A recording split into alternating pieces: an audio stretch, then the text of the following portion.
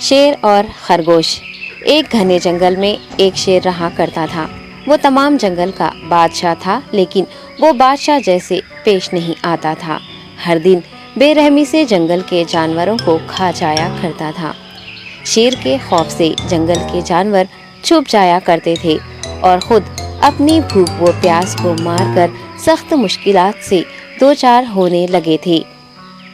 اس طرح کچھ دن بعد جنگل کے تمام جانور ایک مقام پر جمع ہوئے اور شیر کے شر سے محفوظ رہنے کے لیے سب مل کر رائے مشورہ کرنے لگے۔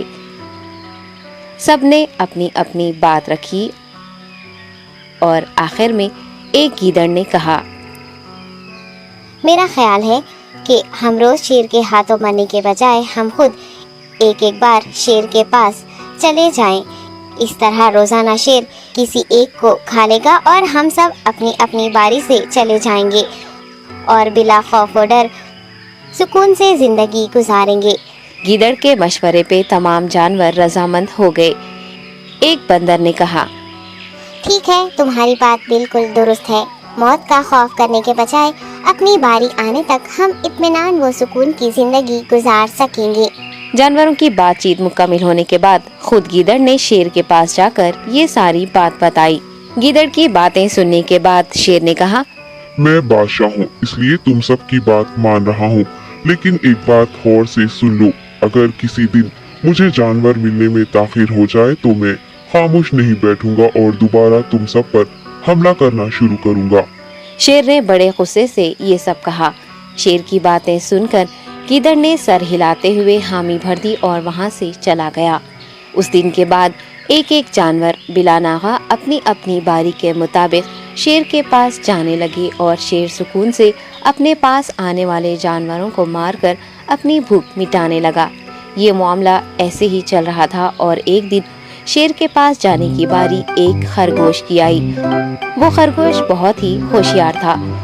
اسے شیر کے پاس جانا منظور نہیں تھا اور اس نے اپنے ساتھی جانوروں کو بے رحمی سے مارنے والے شیر کو سبق سکھانے کی ٹھان لی اور ایک اچھی تدبیر نکال کر آہستہ آہستہ شیر کی گفا کے پاس پہنچ گیا۔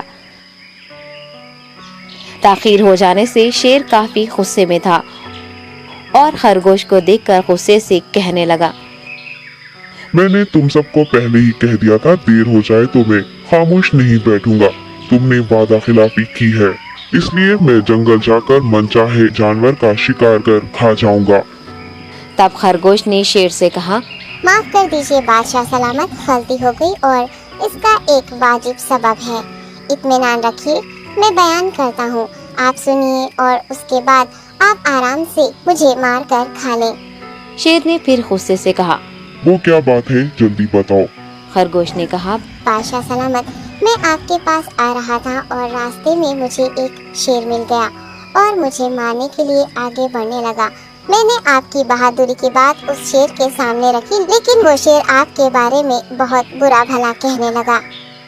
یہ سن کر میں نے غصے سے کہا، تم ہمارے جنگل کے نہیں ہو، ہمارے بادشاہ کے بارے میں ایسی باتیں مت کہو۔ یہ سن کر وہ شیر مجھ پر حملہ کرنے کے لیے تیار ہو گیا۔ یہ دیکھ کر میں نے کہا، تم مجھے مارو گے تو ہمارے بادشاہ تمہیں ہرگز نہیں بخشیں گے۔ تب اس شیر نے کہا، تمہارا بادشاہ میرا کیا کر لے گا؟ میں نے کئی ہاتھیوں کو اپنے پنجے سے مار گرایا ہے۔ تمہارا بادشاہ ہو یا کوئی اور ہو، میرے ہاتھوں بچ نہیں سکتا اور میرے سامنے کوئی ٹک نہیں سکتا۔ میں اسے ختم کروں گا۔ یہ سب بدتمیزی کرنے لگا۔ میں نے اس شیر سے کہا، تم ہمارے بادشاہ سے آ کر بات کرو۔ تب اس نے فخر سے کہا، میں کیوں آؤں؟ تمہارے بادشاہ میں دم ہے تو اسے ہی یہاں لے کر آؤ۔ یہ کہہ کر مجھے دبانے لگا۔ بادشاہ سلامت، اسی لیے آنے میں تاخیر ہو گئی۔